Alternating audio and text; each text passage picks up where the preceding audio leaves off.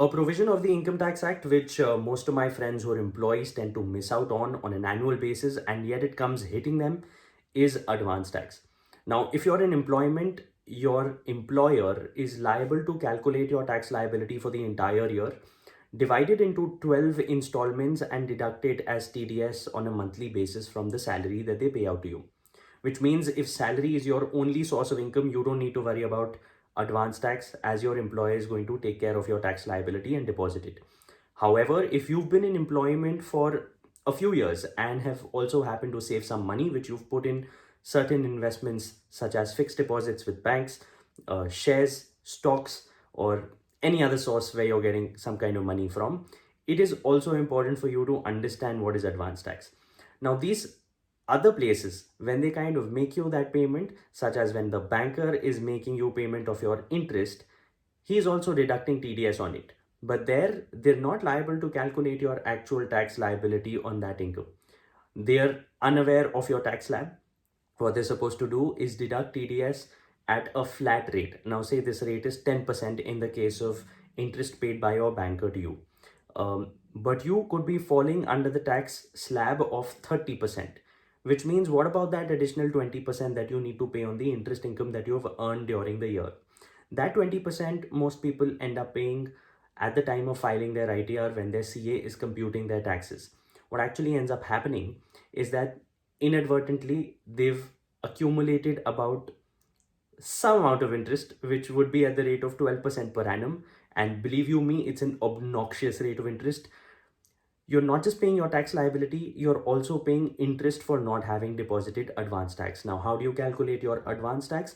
You need to compute your actual tax liability for the year during the year that you're earning it. It's also called the pay as you earn model of the Income Tax Act. So, how do you do it? Say your employer is taking care of your taxable salary and the TDS on it.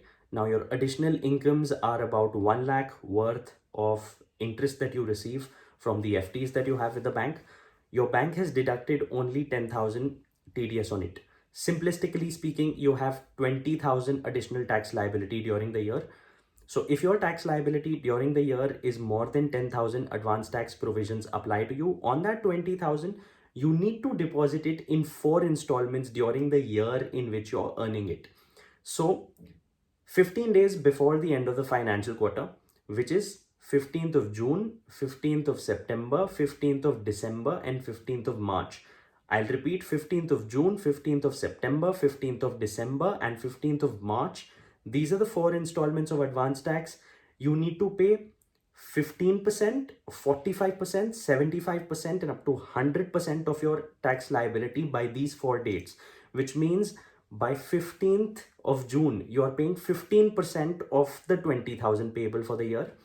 By 15th of September, you are paying an additional 30% on the 20,000 payable, so that your tax liability of up to 45% is paid by 15th of September. You pay another 30% of that 20,000 by 15th of December, so that 75% of your tax liability for the year is paid. And by 15th of March, you need to pay 100% of your tax liability to the government to avoid interest payment on account of non-payment of advance tax. You might have to look up section 234B, 234C of the Income Tax Act to look at interest that kicks in if you don't pay your advance tax. Most people end up paying an interest. Avoid that, discuss it with your CA, do that computation.